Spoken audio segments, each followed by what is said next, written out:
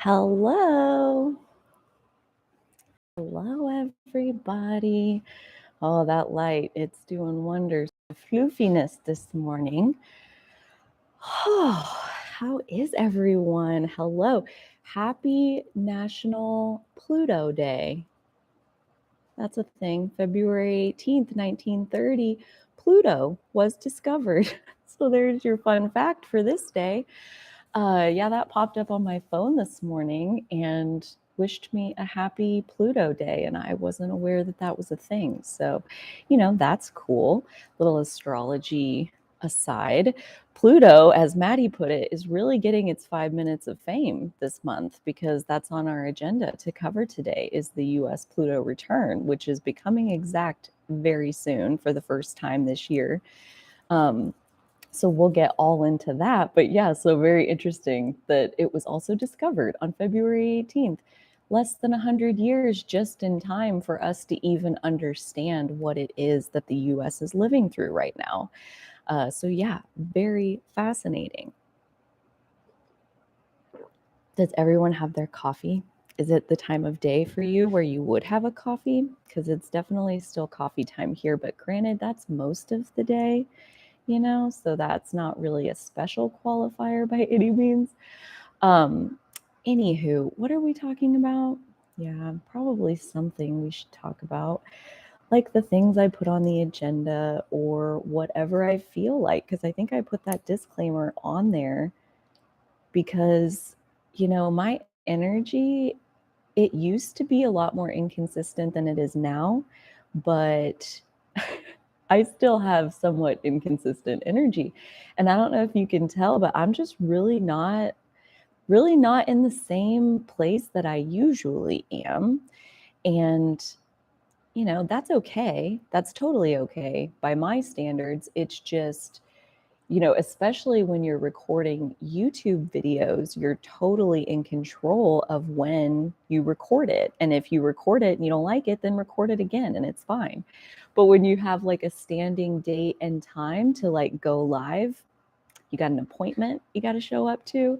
And then it really begs the question, like, well, do you still show up? And I'm like, yeah, I mean, my energy, if it was too far gone, you better believe I would cancel this. I would just take it off and we would just not have it if Carly's energy really couldn't sustain it. Today was a close call though, I'll be real. So I don't know how long we'll stay this time, which it helps that one of the topics that we're covering, the US Pluto return, I have a whole video on that. So there's plenty to dive into there. But yeah, so energy fluctuates, man. And I don't know about you guys, but mine used to be really fluctuating, really, really fluctuating. And any little bit of astrological stress or pressure would just, send me in a whole tailspin that would sure yield some fruit in the end, but can be definitely disorienting and uncomfortable and confusing, like while it's happening. So yeah, it's definitely not a time of like great clarity for me personally. So I'm kind of interested to see, like, can I still come in here and like speak clearly about the astrology and what's going on? I don't know. We'll see. We'll give it a run. We'll give it a run through and we'll see what happens. This is live. That's so different than recording because like it is what it is, yes. From your Pisces mug, Maddie. That's cool. You're gonna have to send me a picture of that. All is right in my world. Maddie took a brief vacation from coffee, which after I found that out, I was trying to like really comprehend like what that would entail. And I just like couldn't go there, like I just really couldn't even imagine. Yeah. So I like coffee. That's a thing that we all know about me. I've been feeling the energy highs and lows. Also, it's forcing me to go deep within. Otherwise, I'll spin out of control. I hear you. It's like, it's so different than any period of darkness I've ever gone through, to the point where I don't even necessarily want to call it a period of darkness per se, because I haven't lost touch with my light. It just is a little bit more I don't know if it's like the next level of having to sort it all out because there's just more. It's just more intense. And so I think that's what it is, because as I'm feeling these things come up, it's provoking my coping mechanisms. It's like I've journaled so much every single day for like a couple weeks now. And I had kind of fallen off there for a little bit, where I was maybe journaling like a page or two. And for me, that's like almost nothing. Um, and now I'm back up to where I was, where like I spend some real time in there, like unpacking the things. And it it's not bad per se, because I feel like I'm doing the work. I'm making progress in the things that are coming to the surface. It's not as simple as like waving a magic wand and they're solved. Like, it's really taking the time to like let it move through your system. And sometimes like it freaking feels like you're just sitting in it, like nothing's moving. This isn't moving. Like, I think you're mistaken. I get it. Like, it's moving so slowly, and like it's so incremental that it can be hard to see that it's moving, but it is. And so like that's very much where I am, is like keeping touch with my inner light, using my coping mechanisms, remembering, like centering back into my coping mechanisms, like what can I do in this moment to help myself feel better. And I've been taking like 2 or 3 hour naps like every single afternoon. It's been over a week every day of the big nap in the afternoon. And that's the only way that I barely make it to my bedtime of 7 p.m. So, but I wake up early. I like to get up early when it's dark. That's my favorite time of day. But anyways, there's just some really powerful energy going on right now. And if you're in it and you're feeling the topsy-turvy intensity of it, just know, like, I'm pretty sure it's part of the collective soup that we're in at this point. And it is a time of kind of a status check with how strong are our coping skills, and how quick are you to find those touch points of inner security inside of yourself. And I mean, those are just things that different energies bring up at different times in our life. And this is one of those times where, when it gets a little bit darker than usual, maybe a lot darker than usual, depends on your circumstances, it forces us to find like true light, our true source of light. And that comes from inside of us. Like, our true strength, our true power is spiritual. So we're more likely to turn inward when the outer physical world is painful. And that is just kind of like the mechanism of suffering. Like, we're more likely to turn inward and get connected with the only power we ever have when our outer life is painful. That's how I woke up. I've told that story a couple of different times recently. I will take a second to stop and talk about Patreon real quick, because we have our first event next week. I'm so excited.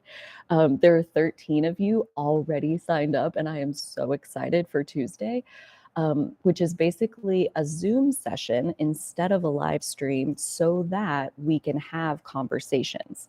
Like, more than just the chat, I can bring people forward with their video and we can have full on conversations. And I'm so looking forward to that. You have no idea.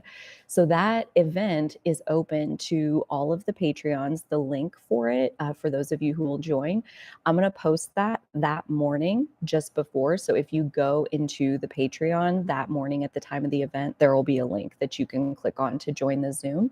So that means you can sign up for Patreon clear up until Tuesday, February 22nd, I think. Let me double check the day. Yes, February 22nd at 10 a.m. Central Time, which is the same time that this usually starts.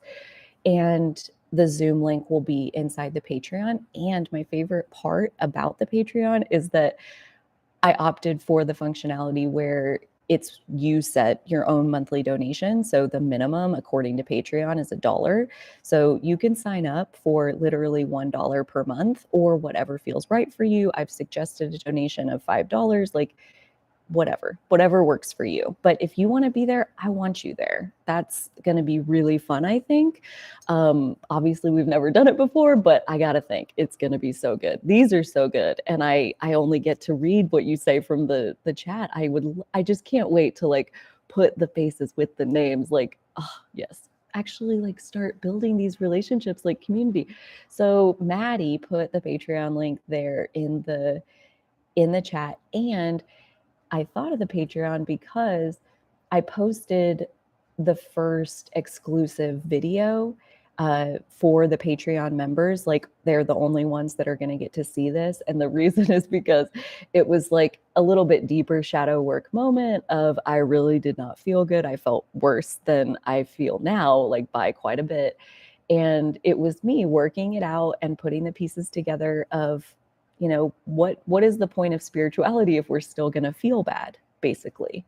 And it was therapeutic for me to record it. And because it helped me so much to move the energy in that way, even though it felt ridiculously vulnerable to share, I'm so glad I did. I'm so glad I found a setting where behind the Patreon community wall, like I can put it in there and that feels secure enough to share, because I've gotten enough to comments that basically like they really needed to hear that. They really needed to see that story. And I haven't even rewatched it since I recorded it. I just know speaking it aloud was super healing for me.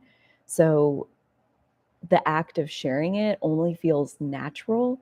That feels very Pisces, actually, to like unconditionally share whatever resources I have that I feel could benefit anyone and let law of attraction do the rest. You know, I had a live stream on law of attraction on Wednesday, and that was an awesome experience as well, where I like my job, our job as individuals, and this is very much like kind of leftover from Aquarius season, and we have Mars and Venus about to enter Aquarius, so we're just going to get a whole nother wave of this. But our job is really to like find our own individual vibe, our own individual preferences, like, what do you want? What matters to you? How do you think it should be? And it's so easy to say, oh, I don't know. Like my mom, I give her a hard time because she likes to criticize the US political ongoings. And every time I just come at her with like, oh my gosh, like you're so right. You should run for office. You should run for office and do something about it. And she's like, oh no, I don't want to do that. Just want to complain about it. And so she doesn't tell me those things near as much as she used to, because she doesn't like my solution-oriented idea of like, let's point ourselves in a way of solutions and what we do want and what is important to us and what does matter. And actually, like, for each of us individually, become our own embodiment of what we believe. What is your individual soul essence? Embody that on a daily basis as much as you can, right? We're humans. Like I'm showing up here today, glass half full, a little bit gas tank half full is more like what it is. And it's like another layer for me personally in my own shadow work. I'm a recovering workaholic is how I refer to that. Recovering workaholic, where I'm trying to lean into becoming a restaholic. That's my goal in life at this point, where I have a tendency to get really excited about what I'm doing, and then I do too much for the energy reserves that I have, and then I end up in a deficit. You know, like I think that's burnout. And depending on how much of a deficit you've now racked up, that's how bad the burnout is. And where I'm at right now is not burnt out per se, but I can smell smoke kind of thing. Like this is not good. This energy level that like I did 3 hours of morning time this morning, and this is as high as I can get my energy, which is still way better than it used to be. And that's always a bridge for me out of a moment of feeling bad. Is my bad feeling moment isn't nothing like it was back 5 years ago, 10 years ago, 20 years ago when it all started. Like, yeah, my bad moments are a lot easier to endure. I have more skills to help myself get through this bad moment. Pain is temporary, emotions are temporary, they're always changing. I can get to a place where I can observe this. So, I mean, that doesn't mean that there's not something that's there that's with me, but it does let me get back to this, what I call the observation deck, just because that image helps me. I want to be up here where I can take stock of what's going on in a way where I truly do want to understand what's going on. But if you're under it, if you're like letting it pound you from every side, it can be really difficult to like try to draw some solid conclusions from like, what am I supposed to be learning from this? So yeah, I'm trying my best to be on the observation deck. I'm doing my best to be real and authentic about where my energy's at. And then I'm going to do my best to still perform the task I've promised as far as going through all the energy updates that we have for today, which are actually really beautiful. And I'm so excited for Pisces season in general. So that's where I'm going to start. You guys are putting so much in the chat that I just don't even know if I can keep up at this very moment. But I love that you guys like talk to each other. Like there are those are some of my favorite things about these live streams, is how you guys talk to each other in the comments. Like, I feel like it's almost unusual to see such coherent positivity happening like regularly in these comments. Like, it's just an honor to get to see like how high vibe like you guys are like as a group. It's just so cool to get to hang out with you and to see that you guys want to come hang out with me. So that's beautiful. I love it. And yes, Pisces season. So the sun, I think, I pulled the chart right before we started here today. So it's for noon. So at noon, I see the sun is at 0 degrees and 3 minutes of Pisces. So it's like imminent. Within an hour or two, the sun is moving into Pisces. So at this point, the sun is in those final degrees of Aquarius, and next we'll spend 30 days moving through the 30 degrees of Pisces. Tucking up my legs here. Give me just a second. Trying not to tear down all my things. There we go.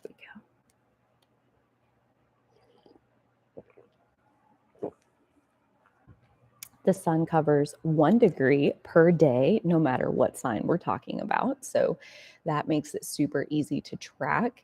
And so that means that over these next 30 days, the sun through Pisces is going to cross over Jupiter and Neptune, which are already in Pisces.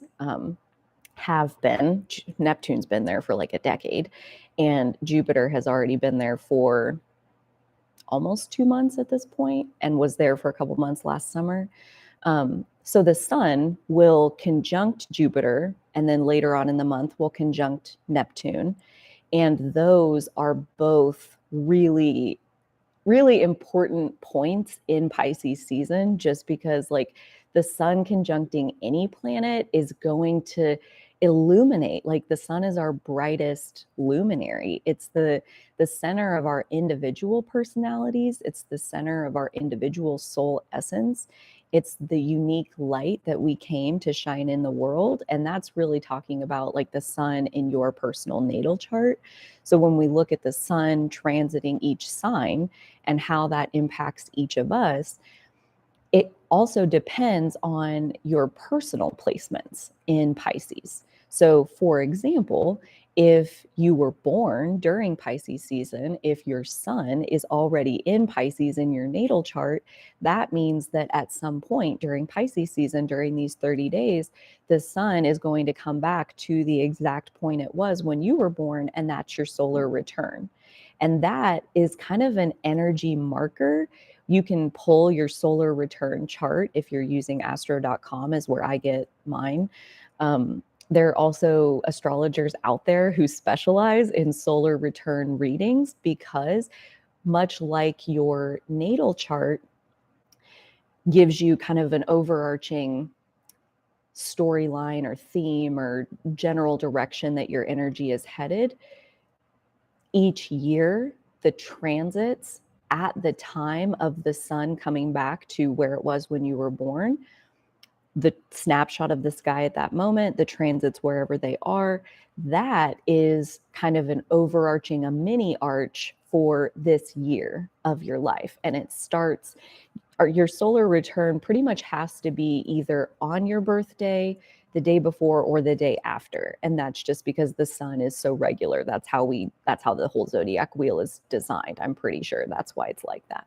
So anyways, so if you have your sun in Pisces, for example, this is your solar return, meaning the transits in the sky right now are not just right now for you, they are going to carry with you for this entire year. So that is a really fun exercise to do around your birthday. If you're looking for a recommendation, I'm going to put in the chat after. I don't think I've ever given it to Maddie, so I can't have her share it here, but the guy that I got my solar return reading from this past summer, and that was my first one ever, and it was so amazing and accurate and helpful, and yeah, everything else. Highly recommend. I will be getting one every year for my birthday. That's like my new birthday gift to myself, is that solar return reading from Duncan. So I will post his email where you can reach out to him if you're interested.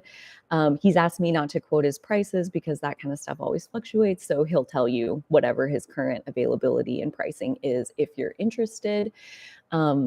So that's just the sun, really any placements in Pisces. So if you have your Mars or your North Node, those are mine. So I'm excited for the sun to go over those points and to get to feel like, what does that feel like when the sun comes conjunct with your North Node? I have studied that it is a very generous gifting type time from the universe, like lots of things lining up for your purpose, because the sun is such a big part of our purpose and our North Node is such a big part of our purpose. So when they come together in the sky, that's a great time for things to unfold. So looking at what your personal placements are in Pisces, and then you can do a Google, like, I'm going to type it in the chat. So transit sun conjunct natal Mars.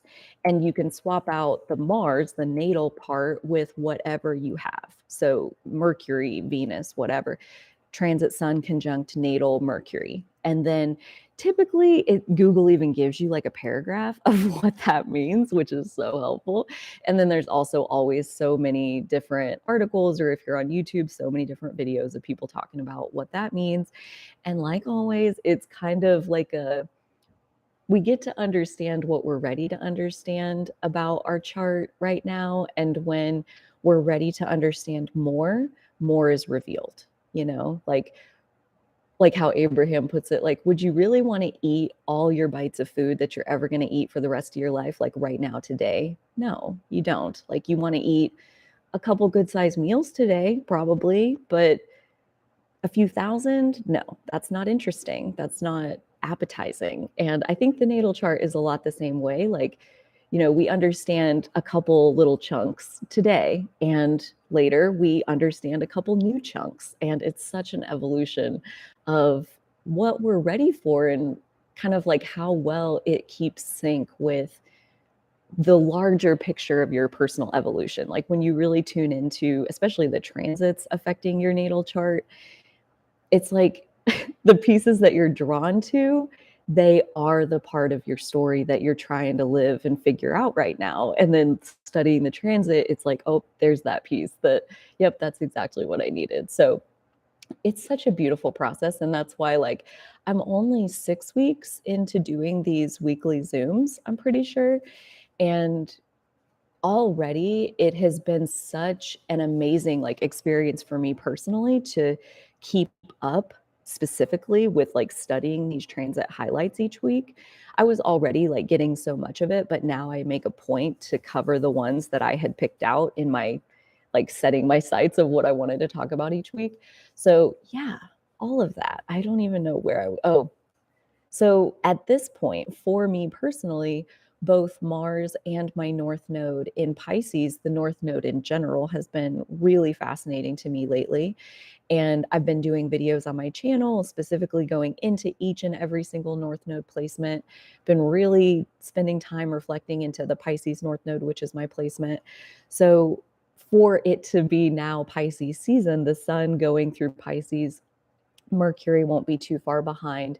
And then Venus doesn't enter Pisces until April 5th through May 2nd, I think. So it's kind of awesome that like Venus and Mars are kind of back here, because we're getting like two waves of all of these energies. So this, sun moving through sun moving through Pisces is only the first wave of this Pisces energy that's coming, and then Venus and Mars will be coming behind. By that point, I think they'll have split apart, and so Venus will make its own run and Mars will be quite a bit behind. But yeah, so there's all of that. What else about the sun in Pisces? Amber, you have North Node in Pisces too. That's awesome. How old are you, I wonder? I was born in 88, so I know for sure that was one of them, but there's other generations of Pisces North Nodes running around on the planet.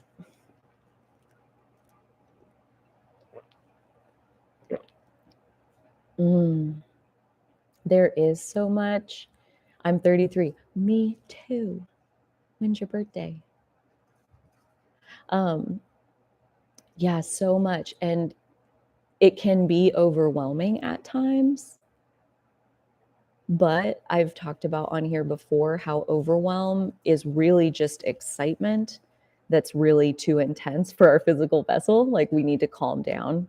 And when you understand like overwhelm as excitement, it's really such a freaking blessing to feel overwhelmed by something, because that means you give a shit enough to care enough to be overwhelmed by it, to be overwhelmed by how bad you want it. And that feeling of wanting something and seeing it and knowing that you can get there and working your way there increment by increment, like that's delicious. That's like why we're physical. That powerful wanting that can lead to being overwhelmed by something is actually such a gift. Like that's why when we pass away and we move back to non-physical, we don't stay there for very long before we come back and we reincarnate, because it's more fun here. It's more fun to set your sights on something and work your way there. That's just delicious. Like creating in the physical is delicious. I'm way older. How old is way older? Sunny D. Yeah. Yeah. Sun in Pisces. So I'm super excited. Pisces, I don't think I've gotten to talk a lot about Pisces, and the way that I like to talk about every single zodiac sign is through the lens of it's a spectrum of energy. So it's a whole range of shadow sides and light sides, high frequencies and low frequencies. Every single sign is capable of sending out constructive ripple effects and destructive ripple effects. So never will you hear me condemn or put to the top of the list any of the zodiac signs, because there's a reason that we as humans are glad to have all 12 of them. I think I've personally found that belief to be one of the most satisfying beliefs I've ever incorporated into my system. And then finding all 12 of them. A good example out of my chart is I have no planets or points in Aries. It's also intercepted completely inside my 12th house. So plus my Mars is in Pisces. Mars is the ruling planet of Aries. So I I have felt in the past like I was missing that piece of the puzzle that lets a person assert themselves. Like I felt very incapable of standing up for myself or using my voice, making a stand in the world, taking up space. Any of that was just like not on the table for me. And when she very first told me about like, this is my life coach, Melissa, that I worked with to learn astrology initially. She was telling me about how we're all 12 of these energies. And that was the one that really stood out to me. Like, I can't find this Aries warrior, assertive part. Like, I don't have that. So how can I be all 12 of these energies if I don't have that one? And she convinced me that it's in there. And it took transits. It took last year, the sun moving through Aries was the first time that I really found that energy inside of myself. And that was such a beautiful process of, I mean, it's intercepted in the 12th house. Basically, my Aries energy is encompassed within the unconditional love that I have for the planet and humanity. Like, that warrior spirit is on behalf of the collective. It's not on my behalf. So when I'm trying to exercise just my behalf, I'm like, yeah, I don't have that, because my warrior spirit only comes out when I'm dealing in this collective realm. And then apparently it's just like right there. It's just right there, ready to roar. So that's been really cool. So if Pisces is one that you've ever had a hard time identifying inside of yourself, the sun moving through Pisces, especially the sun moving through Pisces, would be a great time to try to connect with this energy inside of you, to find like, where is your Pisces energy? If you have points and placements in Pisces, that's a great place to start to kind of figure out what that looks like. But also, like I said, those points where, and we'll talk about it as we get closer, where the sun is going to conjunct Jupiter, which is already in Pisces, and then Neptune. And Neptune and Jupiter are the rulers of Pisces. So the traditional ruler is Jupiter. And then once they discovered it, Neptune is now the modern ruler of Pisces. So those dates, I think especially Pisces is going to be lit up inside all of us.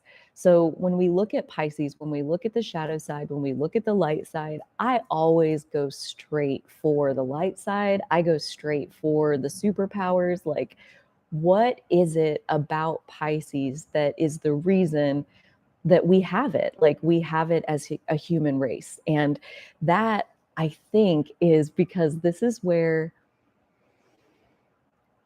the physical plane melts back into the spirit realm. This is where we go back into oneness. This is where unconditional love is experienced. Like, with strong Pisces energy, the highest frequency of what that Pisces energy is capable of is unconditional love for all beings. And that's, all human animals, all the other animals, all beings, our ancestors, our future generations, the planet itself, unconditional love.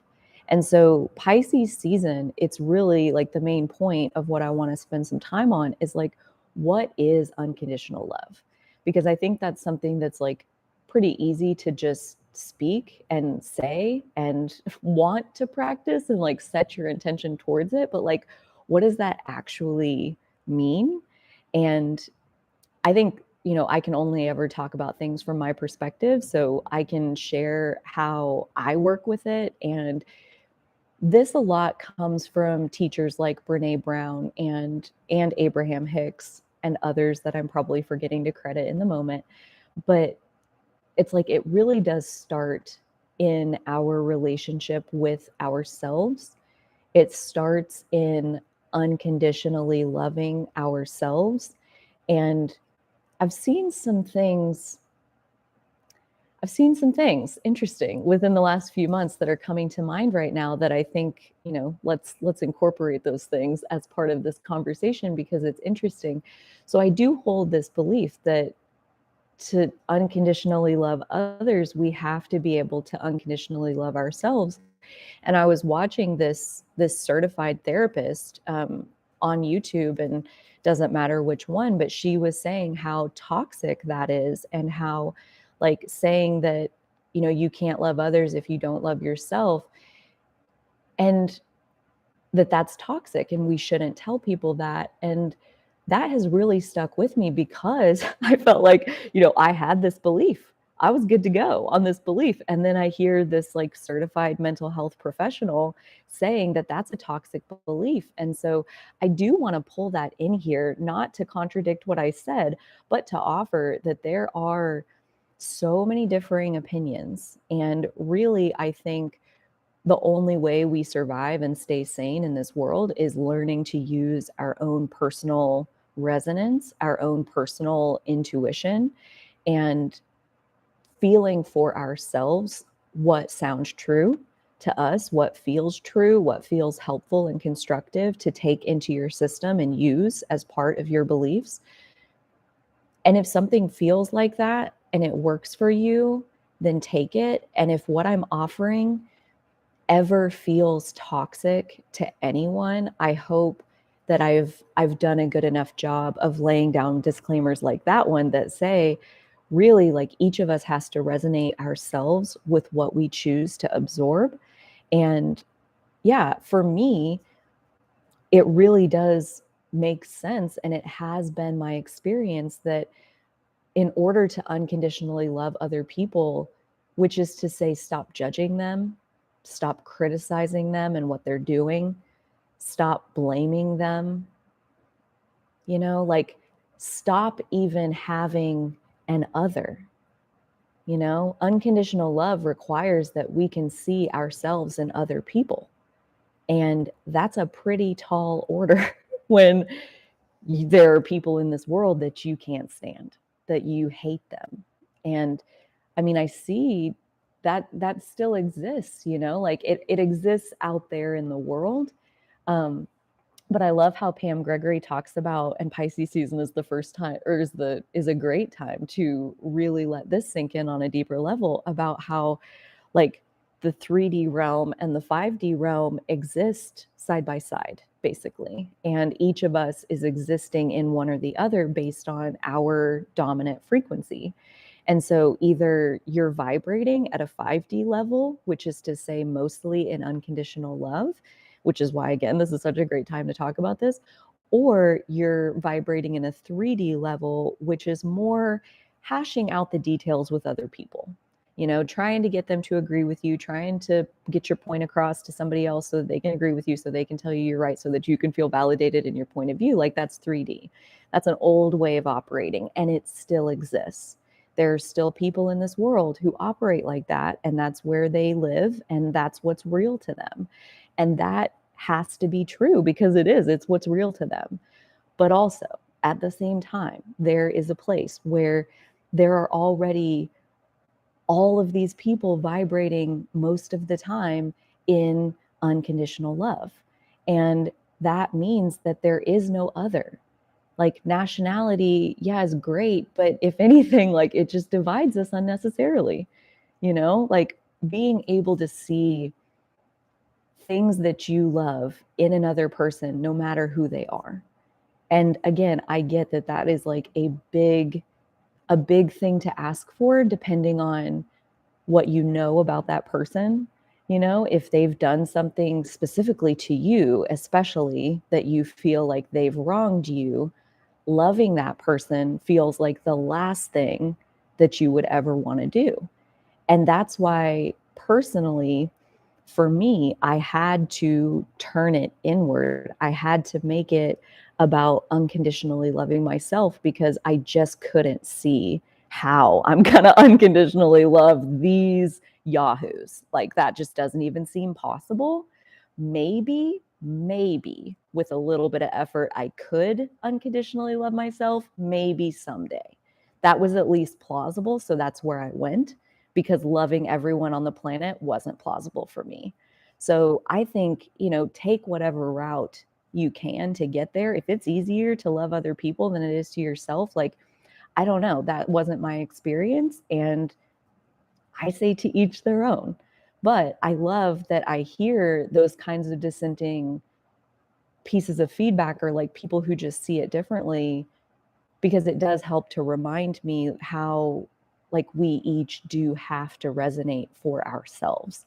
And Pisces in general is where we have a lot of like intuitive abilities, we have a lot of psychic abilities, we have prophetic dreams, or like really vivid dreams where just things that happen that how could that have happened, or ideas that you get that then you act it out in the physical world and it changes your whole life. So sleep is powerful because we are so much less resistant. We basically, in our unconsciousness, in our sleep state, our spirit is more receptive. So this is why our dreams matter all the time, especially if you have heavy Pisces energy to begin with in your natal chart. But now with Jupiter and Neptune both in Pisces, and the sun gonna come through Pisces, like this is a time where, especially if there's something that our spirit guides or, you know, ancestors, spiritual support, the universe, whatever, is trying to communicate to us, and we're just not really putting the pieces together, so often they'll put it in our dreams. They'll give it to us in our dream state. And that's again because we're less resistant. So it's like one example that I think is really interesting is like, I remember being single and wanting so badly a relationship. And I had a dream that was so visceral. It was so physical and sensual. And there was another person and we were together and it was so real. And I woke up, and in that day or couple days of listening to Abraham, somebody had a question like that was basically my question, which is the one main reason that I love Abraham. It's so like divinely intended. It feels like every single thing you listen to is like for you. Like they did it exactly for you. So yeah, this one was like that because she explained like we manifest things in our dream state before it manifests in the physical. But if we're having dreams about it, it's ready. It's ready to manifest in the physical. It's just some piece of conscious resistance that our thoughts are keeping active. And that's why it's not manifesting in the physical, but it's the desire is strong enough and your resistance is low enough that in the sleep state, you are manifesting it. You are dreaming it. It feels so freaking real. You can't tell me that like you've never had a dream like that where it's like so vivid, where you really have to try to figure out between a memory and that memory of that dream, like they feel the same. I mean, they might as well have been real, I think, you know, feels real in my memory. So yeah, it's a good experience of allowing ourselves to receive through whatever means we're open to. And if that means that it comes through our dreams and that something, you know, sticks with us from our dreams into the next day, we just set the intention that if there's something that you want me to know, that I'm at least open in my dreams. I'm ready to receive anything that you're ready for me to know. And when I'm saying like I'm really not talking to anything outside of myself. I'm more speaking to like my higher self, like my total self, the me who I really am. So little of us actually fits in this physical vessel. So there's so much of our energy that can't be part of our physical self. But when we go to sleep, our consciousness, our soul, it is together with our higher self. So that's where, like, again, who's communicating messages to you?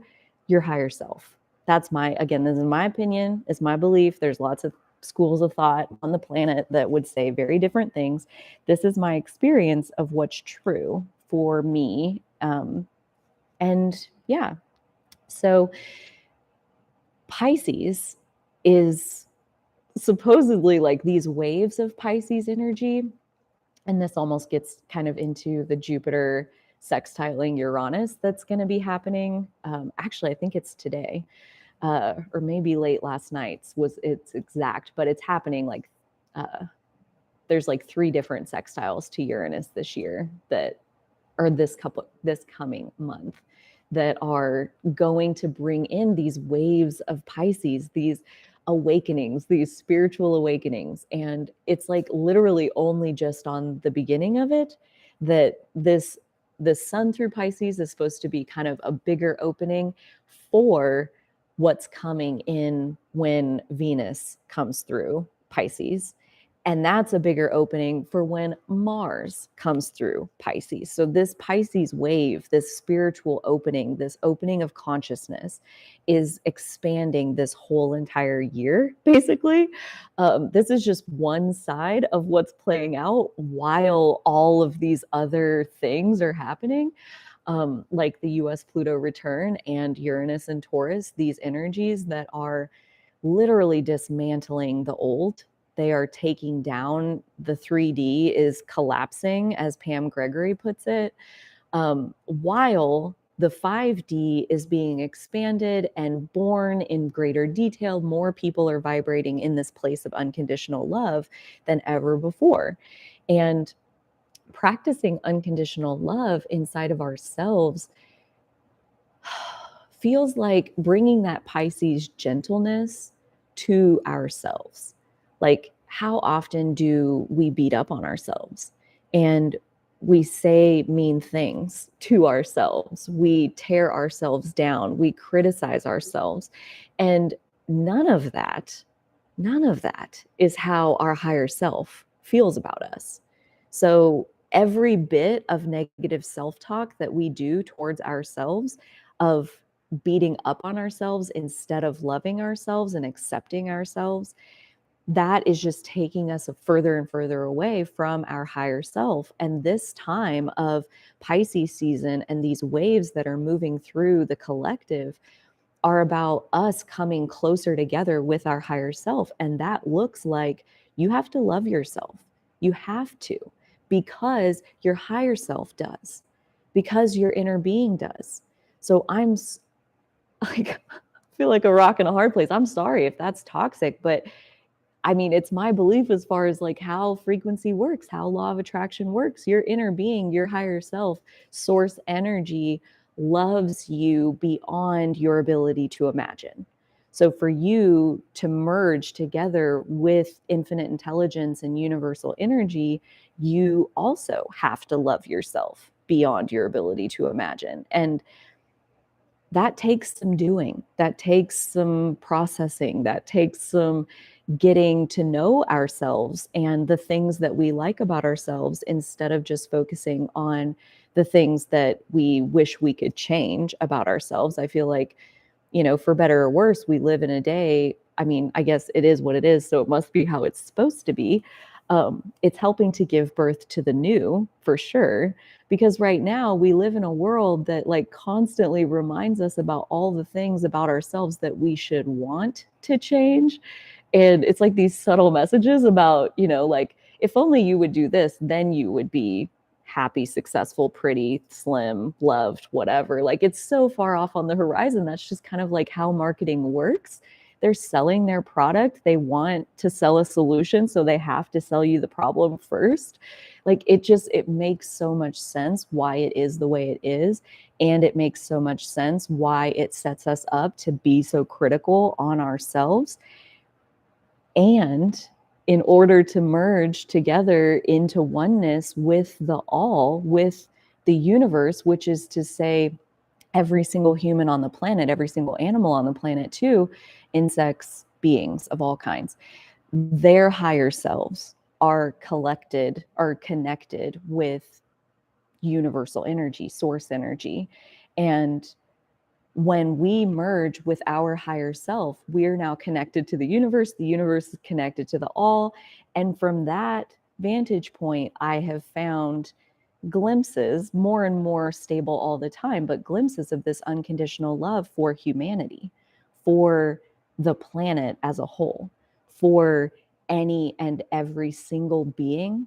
I don't care what their personal history is. I know that they're alive, and I know that they possess a soul, and I know that that soul is connected to the all, and that every bit of diversity that comes forward is to help give birth to the clarity and the expansion of what this world is all about. and unconditional love. That is 5D. That's the new world.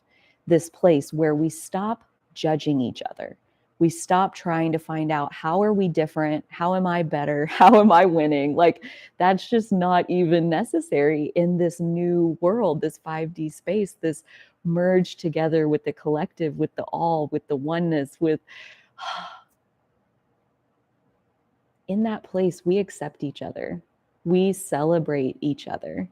We are curious and open with each other. We open our own heart because we trust the other, you know? And that's not to say that there isn't room for boundaries. And that's one of the shadow aspects of Pisces energy, is that you suck at boundaries. And I mean that with every bit of the word, because holy moly, that's like the exact opposite point of Pisces. Pisces wants to merge with the all. They want to just be in love with everything and everyone. And so the shadow side of Pisces is that you can get yourself taken advantage of. You can give to people who don't deserve what you're giving them. They take it and they don't return the favor, you know. They, oh, interesting.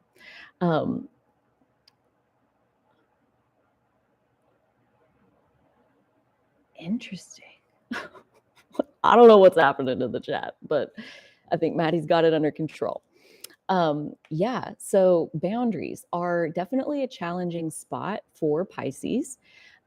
This is again where practicing unconditional love for yourself, I feel like, is necessary. In how do you get to a place where you can experience the highest frequency of Pisces, but you cannot be just zapped and taken. And, you know, Pisces is just a very giving energy. So when you're naturally a giver, you would kind of attract takers, and the takers are who help us figure out our boundaries.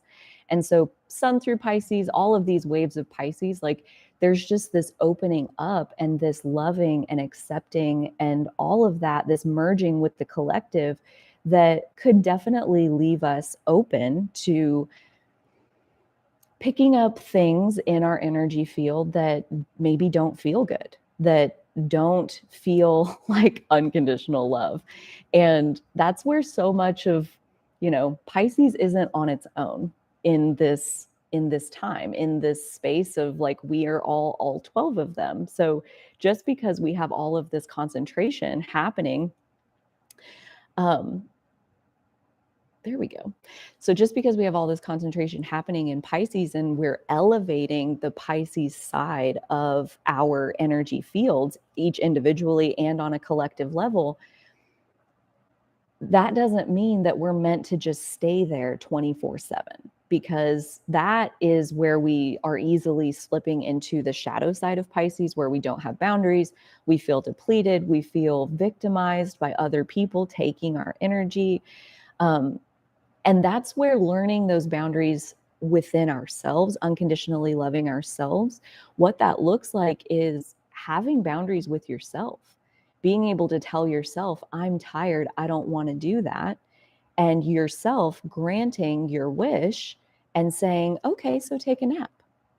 You know, how often does that happen? I was having a conversation with somebody the other day that was commenting about my naps and was just really curious about, how is it that I take a nap every day? Don't I worry about all the things that I'm not getting done? And I'm like, no. I mean, that's not how I look at it. I'm over here, but it's like, I have to take the nap because I'm so tired. Like, if I was going to do something else, it wouldn't be good. It wouldn't be high quality energy that I was putting into it, because I'm so tired. And so to me, it feels like a no-brainer. But then again, I've also been practicing unconditional love towards myself for years at this point. And that was a big one, was like, you got to give in to yourself a little bit. And there's a lot of energy going on that's helping with that. The North Node through Taurus is another one that's supporting us in that, of like, we have to know how to support, like, our own physical selves. That North Node through Taurus is really, really good at bringing this part of the equation together, especially as we're having this spiritual expansion with all this Pisces energy, is like, when we're energetically connected to the all, that can be like a 24/7 thing. And figuring out the Taurus side of how to factor in rest, how to factor in time in the earth realm, how to ground our energy intentionally into the earth realm, because we know that that like fills our battery back up so that we can go back into the energy and do more good work. The Taurus end is so helpful. The earth energy end in general is so helpful when we're talking about powerful water energy, like with all these waves of Pisces coming through, all of this waves of expanding our awareness, expanding our consciousness. Like it can be overwhelming. But again, it's only overwhelming because it's so cool that it's happening, that like we wish we had bigger attention to pay to all of the cool things that are going on. Our attention is pulled in too many different directions, and that creates a sense of overwhelmment. But again, to have your attention pulled is a really delicious feeling. It's a really yummy feeling. Dang it, Sunny D. This was supposed to be my nap time. Well, gosh dang it. Yeah. Maybe this feels nice too. Going with the flow. That's another way to practice unconditional love. That's very Piscean. Go with the flow. Water, fish, all of that. Go with the flow. Do what feels good to you and trust that that's the right thing in the right time. And Pisces is not logical. Pisces is not time-based. Pisces just goes with its flow. And here's my little story about that and my sense of divine timing. So my Mars and North Node are in Pisces. So I like to play around with my divine timing. And I tell myself that story often, that I have a good talent for like being at the right place at the right time. And Pisces season, it's a good time to practice that mantra, that like I always end up at the right place at the right time. So a couple days ago, I was like really hungry, and Dolly was suggesting things for me to eat. And the first thing she suggested is what I always want when I'm really hungry, which was a Jets pizza. And I told her like, no, that doesn't really sound good today, which is weird because I always want a Jets pizza, which is just a place here in town. Anyways, so we had lunch. It was delicious. It hit the spot. It was exactly what I wanted. And the next day for lunch, I was so hungry and I did want a Jets pizza. And we went there and I told her, I'm like, okay, so here's what I want you to do. I want you to reach over on their counter and pick up the cookies and put the cookies on the pizza box and say, I want those too. And so there were no cookies on the little tray because they had just baked more, and he had literally pulled the cookies out of the oven. So like not only did I get cookies, but like literally within seconds of him taking them out of the oven, I was eating them in the car on the way home. So that's like divine timing. That's how delicious this physical experience can be when we go with our flow, when we give ourselves what we want. Like Maddie and I were talking the other day about tuning into your inner child. That's something that she talks about a lot. It's such a big focus for her. And I love that she brings it up because then it reminds me to focus into it. And for me, one of the ways I've realized that I tune into my inner child is I let myself eat whatever I want. I let myself have what I feel like having.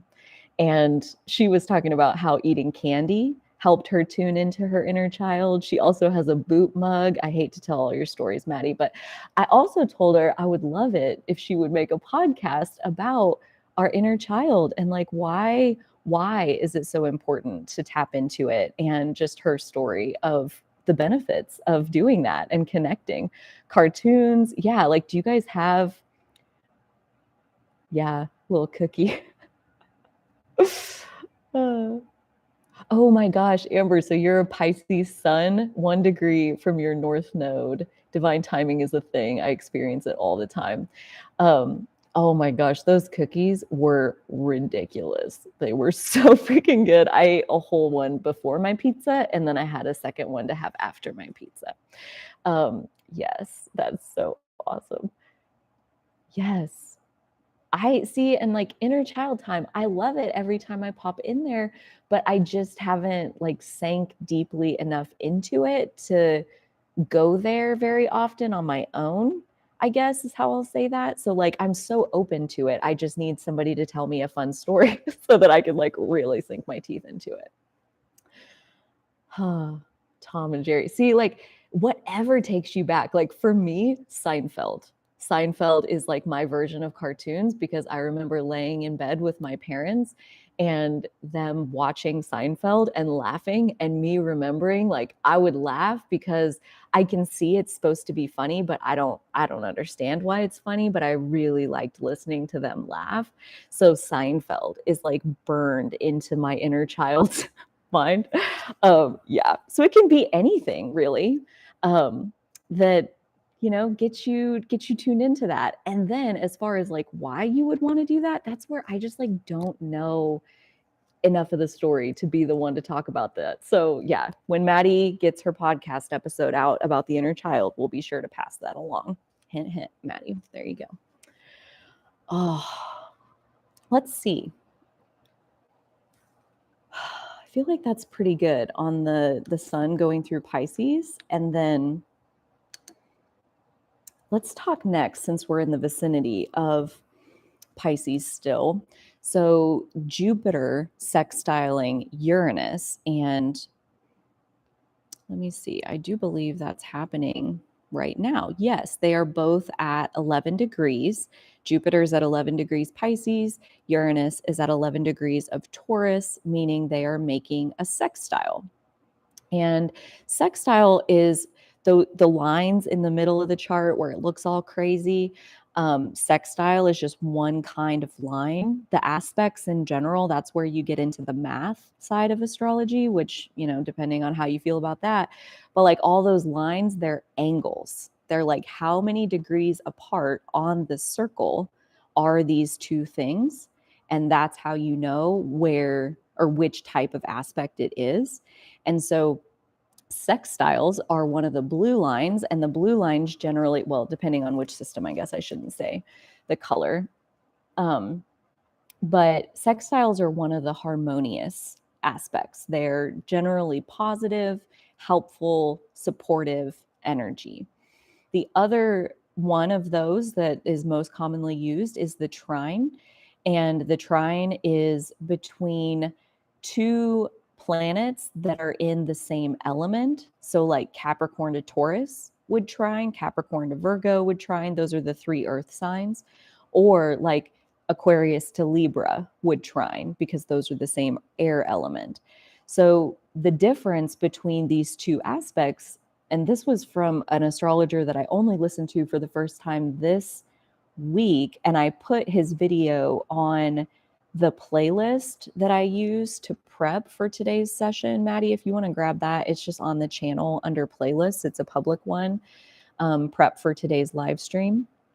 And I think his name was Christopher, but he was like, oh my gosh, had so much yummy knowledge that he wove it together so fast. It was like 20 minutes and it was a knowledge bomb. I've listened to it 3 times and I'm still absorbing it. But he was talking specifically about this sextile between Jupiter and Pisces and Uranus and Taurus. And he was explaining how sextiles are different from trines, because trines are between the same element, and it actually ends up being kind of enabling type energy.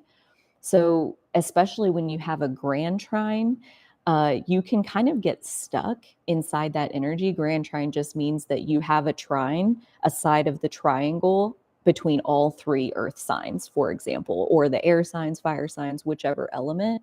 So that trine, it's like, it is helpful, it's supportive, but if you're on the shadow end of either of those energies, it's only likely provoking the shadow end of the other one. So it can almost like, it's really powerful, but it can drive you powerfully in a bad direction or powerfully in a good direction.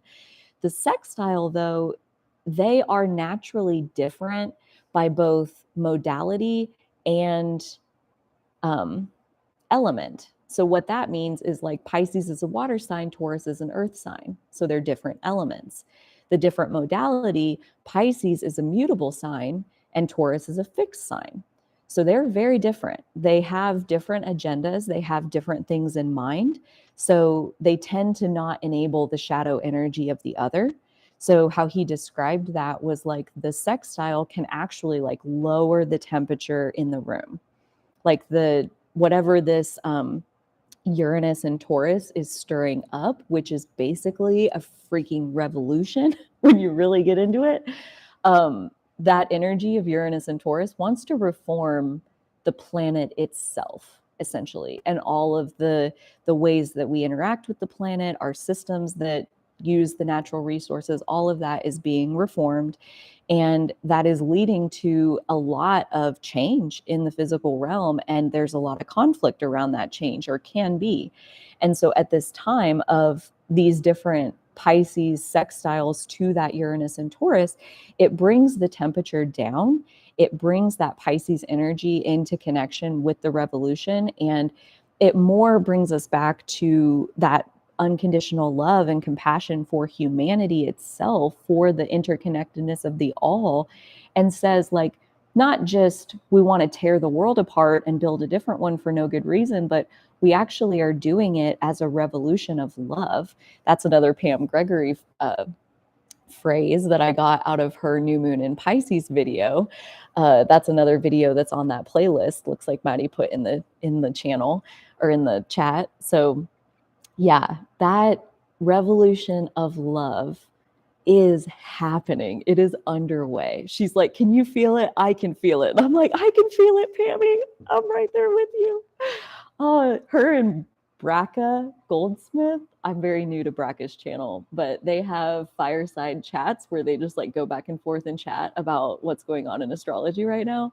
And the most recent one that's on Pam Gregory's channel, Braca calls Pam Pammy, which Pam Gregory is like so like, I don't, just formal, like not in a bad way, just like really together. And like she just is very earth energy in my mind. I don't know her chart, but Braca calls her Pammy, and it just like totally changes how I look at her. And I just love her so much more now that I call her Pammy.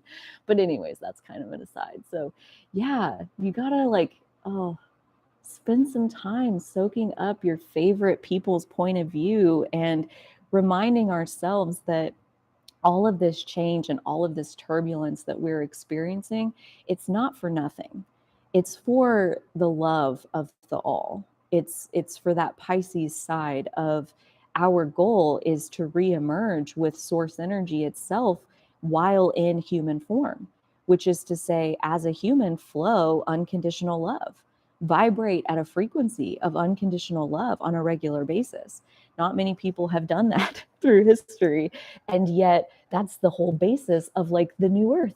So that's like so freaking exciting to me. And this whole, like these waves of Pisces energy are such a big part of this opening of more and more people basically having spiritual experiences that like you can't go back.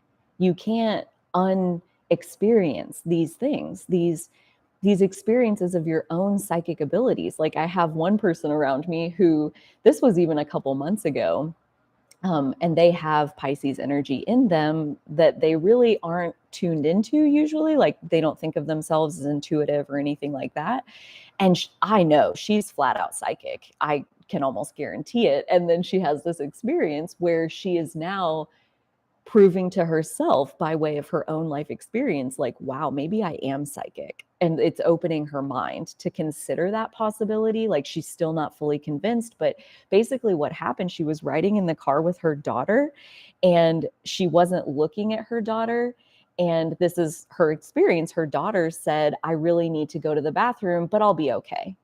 That's what her daughter said. And so Dolly's like, well, we can stop somewhere. Like there's a rest stop coming up. And her daughter was, did I just say Dolly? I meant to not say who it was. That's okay. It was Dolly. She's psychic, I swear. But anyways, so she hears her daughter say this and she responds to her because she said, I need to go to the bathroom, but I'll be okay. And Haley swears up and down, she did not say that. She says, I thought it. I didn't say it out loud. And like swears that she did not say it out loud. And Dolly's like, yes, you did. I heard it out loud. And, you know, is that real? Did it really happen? Maybe Haley said it out loud and didn't realize she said it out. I mean, I personally believe that that is an experience of being open and receptive, and she was driving and not really in her own way at all. And here she is experiencing her psychic senses in such a powerful, vivid way, to the point where now she has more evidence in her mind as far as like, maybe I am psychic. And with all this Pisces energy moving through the collective this year, this is what is happening. More and more people are having experiences of their own psychic abilities, such that their experience of the world has to open to account for what they're experiencing. So that's like exciting. I think that's so exciting. I do think it's going to be a little overwhelming for anybody who's brand new. A spiritual awakening is a very overwhelming experience. But that's why at this time, especially like coming off the heels of this full moon in Leo that we had just a couple days ago, which how was that for you guys? Oh my gosh. It was, yeah, powerful in both the light and the shadow frequencies of Leo, but I digress. Basically, that energy and so much else that's going on right now collectively is having more and more people step into a position of leadership, a position of sharing what they know. Here's what I've learned so far. You know, it's not everything, but I'll tell you what I know so far. I'll share it with you. And at least then, like, here's a little bit more for you. And maybe that helps you learn your next thing or whatever. Like, more people are sharing their spiritual gifts than ever before. And I think that that couldn't be happening any faster than it already is, like for people to be leaning into that because of these waves of awakening that are coming. They're brand new baby spiritual souls, like brand new awakened souls that have no idea about anything. They are starting at square zero. So as much as you feel like I don't know anything, yes, you do. You know so much more than square zero. Even if you're only on square 5, you can explain and you can describe squares 1 through 5. So helping those people who are awakening, that's why so many more of us right now are being called by source, called by the universe itself to step into sharing our gifts, sharing our story, putting ourselves out there, taking that risk, calling on our courage, calling on our love for humanity, this unconditional love that guides us to give, right? Like there's this really beautiful side of Pisces energy that is completely detached from the ego and merged with the soul, which is merged with the collective. So that detachment from your ego, that I don't need to be right, I don't need to be compensated, I give love because that's who I am. And that is how more and more and more spiritual practitioners are stepping forward. I'm giving what I'm giving because this is who I am. And that, like, the world needs it. There's so many people going to wake up this year. And we're here. We're here to greet them. We're here to welcome them. We're here to tell them, no, you're not crazy. You know, no, you're not insane. Like what you're describing is totally normal when you're awake, when you're perceiving your full flow of energy, when you're open in your psychic senses, when you're merged with the collective, like, yeah, you know some stuff. You get some really powerful downloads that feel life-changing, like in a second. Like there are some really disorienting things that happen, and people need people to talk to. Otherwise, they feel like they're going crazy, and that's not fair, you know, because they're not. They're doing exactly what they need to be doing. So the more of us that are already on this side that can step forward and offer our gifts and our story in a way where law of attraction can do its thing, and anybody who's ready to hear what you're offering, they get brought across your path where they can rendezvous with what you're offering. Just like how you guys all came here in like the last 5-6 weeks. Like it's so fun to think about like Jupiter and Pisces. I had such an expansive experience when Jupiter went through Pisces last summer, and then Jupiter got into Pisces December 28th. And that's when I released my North Node through Taurus video just a couple days after that. And that was the video that just like, oh, hey guys, like, hey community, where you guys been? You showed up all of a sudden all together. It was so freaking crazy, but that's what the universe is capable of. All this Pisces energy, another way they talk about it is like all these planets moving through Pisces lifts the veil. It like does away with that illusion that we are separate, that we inside our physical bodies are separate from one another.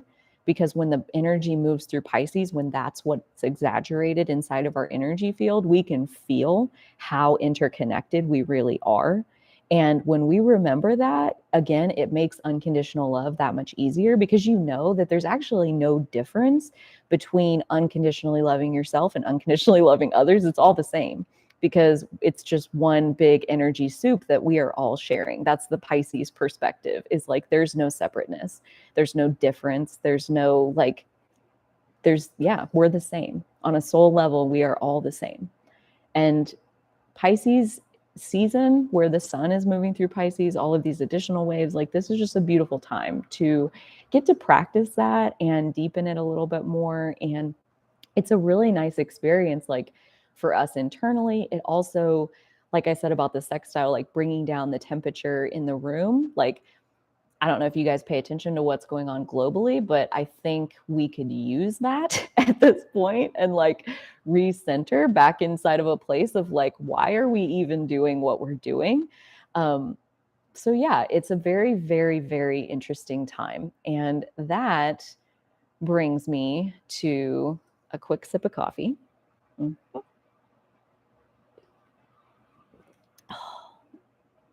So my favorite thing about coffee is holding it, which makes my hand feel warm. And that's why I like it. My second favorite thing is drinking it. And this cup makes the coffee stay hot, but then I can't hold it. It doesn't make my paw warm. It's such a conundrum. I feel an invention being brewed in my brain. Anywho, so the last thing on our list for today is the US Pluto return. And this is the one that I did a whole video on. So it's like 2 hours long of going step by step through the astrology and my interpretation of how I see that playing out, at least in part. If you listen to Pam Gregory, she is predicting that the US Pluto return will result in changes politically, economically, constitutionally, geographically, like what geographically constitutes the United States of America? Like, will there be a separation of some states seceding from the Union, which has almost happened in the past, but didn't come to be? And that this is a time, US Pluto return is a time where basically the entire system of our government and our country as a whole, and the countless systems that exist within that, is up for reevaluation. Pluto makes its lap around the zodiac in 246 years. So this is where Pluto was in 1776 on July 4th, when the Declaration of Independence was signed. And describing the date of the exact Pluto return is difficult for a couple of reasons. One, it's like, which chart are you even using? You know, like, how did we even pick July 4th, 1776? Like, that's just the day the Declaration of Independence was signed. But like, there are people who created the New World, like, in their mind as a concept back when they still lived in England. So it was definitely conceived back then. So when do you say it actually took life? So that's where they got the July 4th, 1776. There's the documentation that was signed to create this country. So they used that date. And then Pluto moves so slowly that it takes a really long time to even move through 1 minute on the natal chart wheel, let alone a whole degree point. So it's like been at 27 degrees for a while even already, but the exact point is 27 degrees, 33 minutes. And that is said to happen this weekend, essentially this weekend or early next week. And the reason that that's difficult is, like, depending on your location on the planet, depending on exactly which system you're using, can calculate the locations of the planets slightly differently, meaning like it might give you a slightly different degree and minute, depending on which system you're using.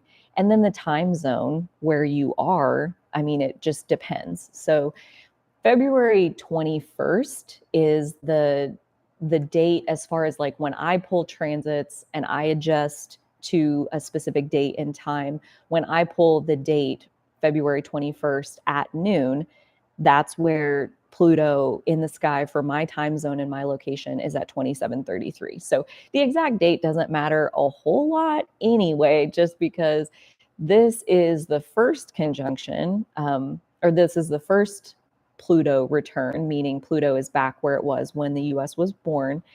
It will go forward from here and then it goes retrograde. So it'll cross back over this Pluto return point and then it'll station direct and then it'll cross back over this Pluto return point. So this year, this is the first one. And then I believe one in July and one in December. So this energy is playing out for sure all of this year. And they say really until Pluto finally permanently moves into Aquarius, which will be the next sign for Pluto, that really we have like 2 more years of this Pluto return energy playing out, the process of what's unfolding. And so Pluto at a very high level is the god of the underworld, the god of hell, and represents the things within our psyche that are basically too painful to even withstand in human form. Those are the things that go to our hell, and Pluto rules over them. So all of your worst things, all of your worst emotions, your biggest regrets, your biggest shames, your I wish I could change that. Oh my gosh, I'm just sick about not being able to change what happened. That was an accident. I can't undo it. All of those things, they go to our hell. Now they're in there. Pluto rules that. So Pluto transits in your natal chart anytime for any of us, they bring that stuff back to the surface so that it can be dealt with. The timing of a Pluto transit on anything suggests that it's time to heal this. It's time for this work to be done. We're ready to do this work. We possess the tools needed to do this work. So, you know, as far as I believe, like I have to come to it from a place of divine timing and understanding that this is exactly when this is meant to happen. And that Pluto is bringing up our histories, our country's history, our country's past, how we were founded, how we've behaved since then, how the capitalist American system is unfolding. What are the consequences of that? What chickens need to come home to roost? Pluto specifically rules over corruption and secrecy, lies, deceit, betrayal, all of these kinds of things. And to have the Pluto return is, again, to all of these things to come to light. So that is, I think you don't have to look very far out into the world to see that there are leaders that have a lot of things coming out. There are movements in the world, there have been for a couple of years now, as far as the people gathering together to say we are not going to live like this with the government controlling us like this. We don't want this. We don't want it. And it says in the Declaration of Independence that if the people decide the government is no longer effective, the people can remove and reform and reinstate a new government that is more closely linked to their liking. So that's like right there in that initial document that gave birth to this country. And at this point, there are a lot of people that are very dissatisfied with how things are being run. And really like that's on a very collective level as far as like this is essentially a rebirth for the United States, which is a very big idea of like an overwhelming idea of like what does that mean. So if you really want to like get into it, I would highly recommend the video I have on my channel for the US Pluto return. And on a personal level, Pluto in Capricorn is about healing our own sense of leadership within ourselves, healing our own sense of power within ourselves to where we don't depend on an external source of power. We don't depend on a government to tell us what to do. We don't depend on any external source of power, whether that's the federal government or your spouse. Like the Pluto in Capricorn transit, which has been going on since 2008, is basically highlighting how broken these systems of power are, because it's trying to get us to see that actually our true power is inside of us. And for us to internalize our source of power and to feel it and own it and have it for ourselves, and to not automatically give it and assume that the government, or like I said, any authority figure, any external figure possesses this power. This is a time of bringing it back inside of us. And when you think about that, as far as like, what does it mean for the US to go through this rebirth?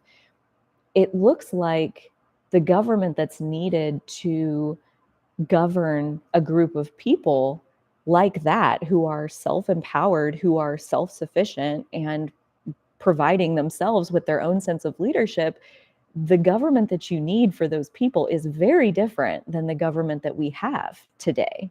So it would make sense that we as individuals have been going through such a deep transformation individually. And as we internalize our sense of power, it's so interesting that like it comes at this time, at this divine timing, where here's the US Pluto return. Here's this time of like truly going back through our history and reevaluating, reassessing, like looking at a report card of sorts, like, are we happy with what's been created here? Are we happy with, such a spirit of freedom is what gave birth to this country in the first place? And that's not wrong. That's so spot on, I feel like. And yet, I think even at the time of inception, like, they really missed the mark on the meaning of freedom. I go into the US Pluto return, there's a content warning on that video for slavery, because to write the Declaration of Independence and to say all men are created equal while you own slaves, just to me it's all the farther you need to look to see that, yes, the entire system could use some reevaluation. It could benefit from, let's go back through it and let's not take for granted that everything in here that we've done so far is rock solid. Let's leave some room for acknowledging that we've made mistakes and not shy away from dealing with the aftermath of those mistakes. There's healing work to do. Pluto is very much about healing and transforming yourself through that healing into the next iteration of your being. So the US is going through a massive overhaul at this time. And in the video, I also get into a little bit about why that isn't just a concern or a happening for the US. It's actually happening for the collective as a whole, because at this point, we live in such an interconnected global economy. We aren't independent nations. We trade with each other. We buy goods from each other.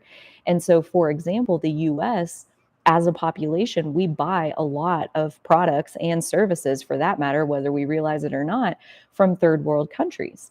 So, for example, if the US took an economic hit, meaning the average household income had far less disposable income, yeah, I think that makes sense. The average household had far less disposable income. We would be spending less money, AKA those countries that are selling us those goods and services, their GDP, their country's performance would take a hit. So the US having our rebirth and us going through this period of instability will ripple out to the entire world. So it's definitely something to watch, but ultimately, the people of the US are going to get to decide, like, what does this time look like? And that's where, there's a lot of people out there taking a lot of routes towards revolution. And this is not a political podcast by any stretch of the imagination. We're talking about astrology and the spiritual path. And so that's going to be the route that I come to this with, as far as like a spiritual revolution, a revolution of love, spiritual warriors carrying out this spiritual revolution. So us individually cultivating unconditional love inside of ourselves and giving it to ourselves and anybody else that we deal with on a daily basis, cultivating that sense of we are all one. There is no divide between us, even if marketing and media would like to convince us that there is, mostly because like the media is a perfect example of, once again, like it makes total sense why we're in the situation we're in. They make money when you watch their channel, and you only watch their channel when there's something going on. And there's only something going on when there's two sides that are at odds with each other. There's a conflict of some sort. That's news. And now the 24-hour news cycle, like they have a business where they sell conflict. So of course, like the mainstream media wants to sell this idea that this country is deeply divided. And not that I want to argue the other side, because there's really not necessary. It's really no point. I personally believe it's not. I don't think it is divided.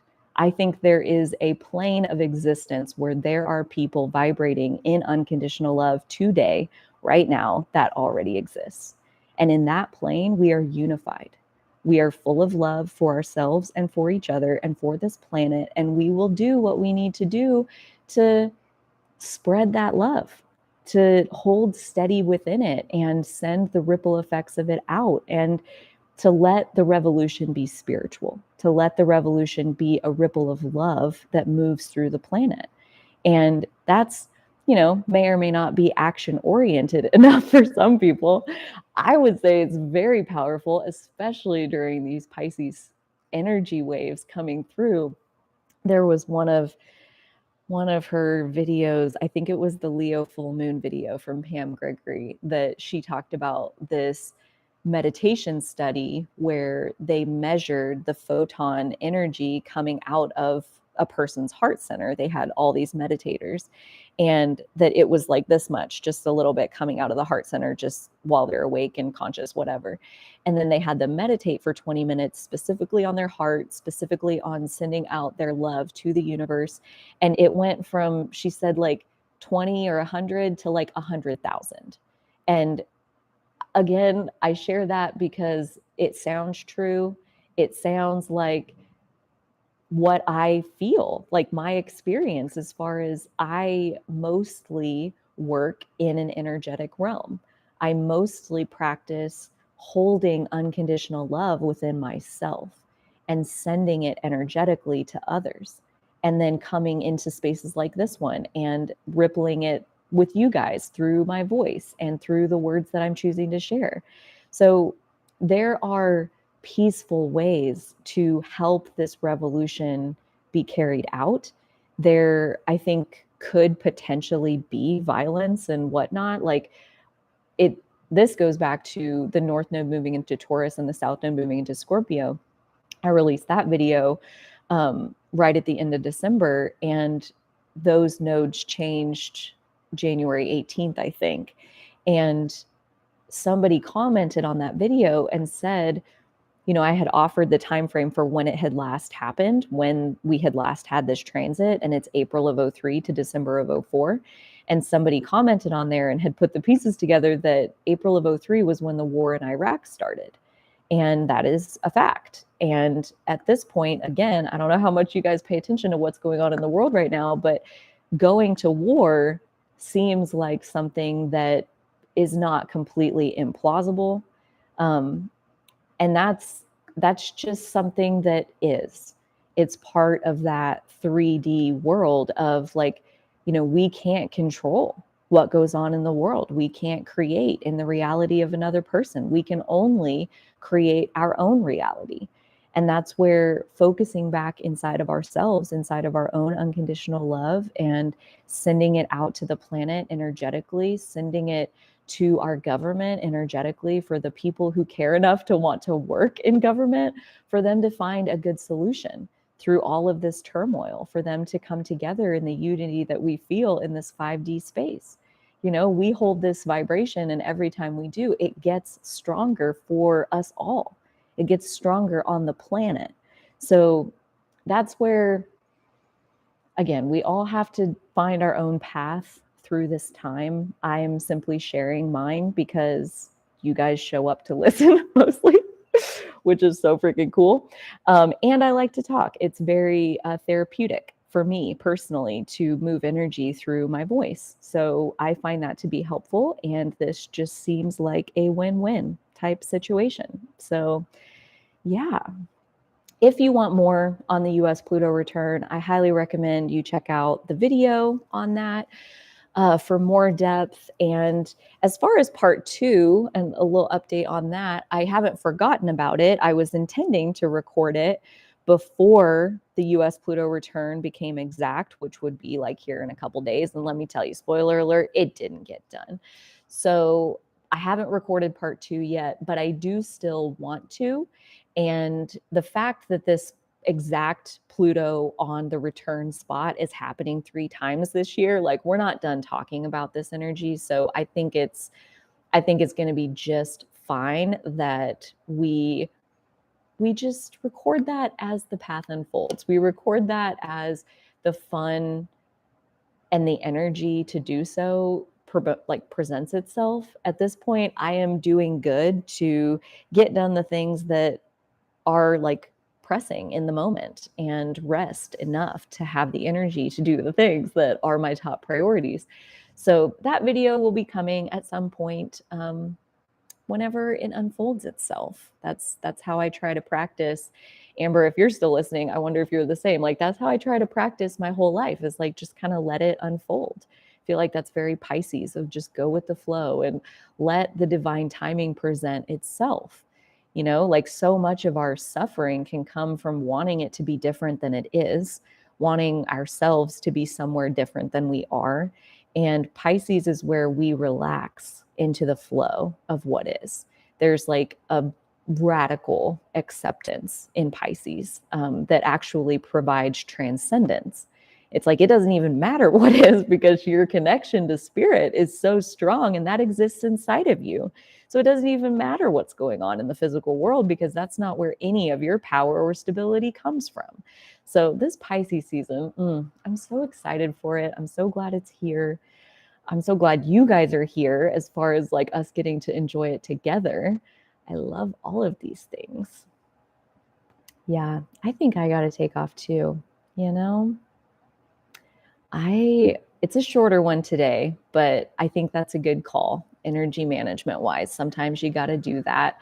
And Pisces especially wants to give and give and give, and can give until they got nothing left. And that's how they can martyr themselves. So that's a little bit to close on the shadow energy of Pisces, and let my demonstration of signing off early be an inspiration to you to just be sure to keep an eye on your energy levels and be as generous as your heart desires. And don't forget to be generous with yourself. So until next time, dear friends, you take such good care of yourselves, and I will be seeing you very soon. Okay, bye.